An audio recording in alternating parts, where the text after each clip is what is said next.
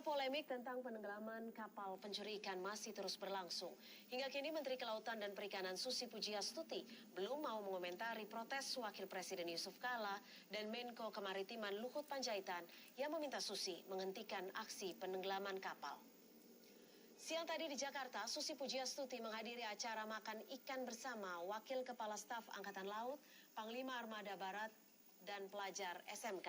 Susi enggan mengomentari soal aksi penenggelaman kapal pencuri ikan.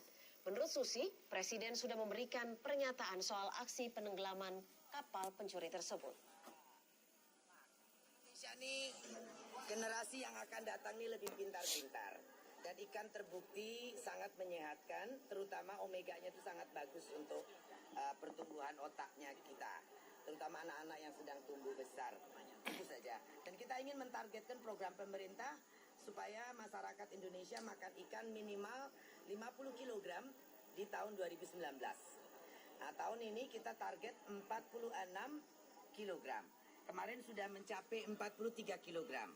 Jadi pemerintahan Pak Jokowi sudah berhasil dengan kampanye dan keberadaan adanya ikan yang begitu melimpah, itu bisa menaikkan konsumsi makan ikan dari 36 kilo menjadi 43 kilo.